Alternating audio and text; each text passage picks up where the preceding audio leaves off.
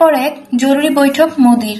ভারত ও পাকিস্তানের চলমান উত্তেজনা যুদ্ধের দিকে এগোচ্ছে। সীমান্তে সেনাদের মধ্যে প্রতিনিয়ত ব্যাপক গোলাগুলি হচ্ছে। হামলার পর থেকেই একের পর এক সামরিক শীর্ষ নেতাদের সঙ্গে বৈঠক করেছেন ভারতের প্রধানমন্ত্রী নরেন্দ্র মোদী। সবশেষে রোববার 4 মে ভারতীয় বিমান বাহিনীর প্রধান এয়ার চিফ মার্শাল এপি সিংহের সঙ্গে জরুরি বৈঠক করেছেন তিনি। বৈঠকটি এমন এক সময় হলো যখন এর আগের দিনই নৌবাহিনী প্রধান অ্যাডমিরাল দীনেশকে ত্রিপাঠীর সঙ্গে পৃথক বৈঠক করেছিলেন মোদী। যদিও এই সাক্ষাতের কোনো সরকারি বিবৃতি গণমাধ্যমে প্রকাশ করা হয়নি।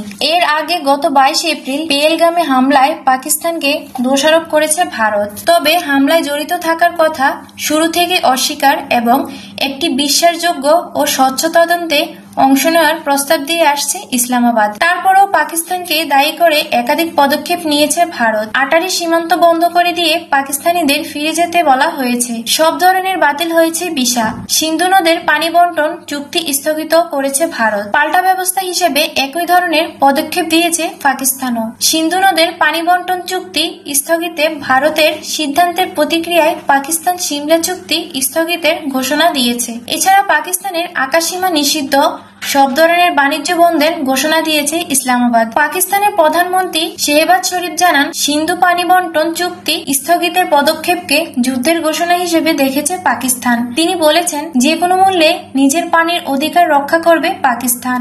ভারতের প্রধানমন্ত্রী নরেন্দ্র মোদী বলে, পেহেলগামে ভয়াবহ সন্ত্রাসী হামলার পর থেকে প্রতিটি ভারতীয় নাগরিকের রক্ত ফুটেছে। হামলায় জড়িত প্রত্যেককে কঠিনতম শাস্তির মুখোমুখি হতে হবে। শুধু তাই নয়, সীমান্তে যে কোনো ধরনের হুমকি মোকাবেলায় নিজের 3 বাহিনীকে অভিযানের পূর্ণ স্বাধীনতা দিয়েছেন মোদী। বিশ্লেষক এবং কূটনীতিকরা বলেছেন, পাকিস্তান যে কাশ্মীরে হামলা চালিয়েছে তার জোরালো প্রমাণ এখনো দেখাতে পারেনি ভারত। এই অবস্থায় দিল্লি কোনো পদক্ষেপ নিলে বিশ্বমঞ্চে তার ন্যায্যতা পাওয়ার সম্ভাবনা কম। তবে পারমাণবিক অস্ত্রে সজ্জিত ভারত এবং পাকিস্তানের মধ্যে চলমান সামরিক সংঘর্ষের আশঙ্কা যদি বাড়তে থাকে, তাহলে তা নিয়ন্ত্রণ করা কঠিন হতে পারে। তামান্না তাসনিম, মিনিট টিভি।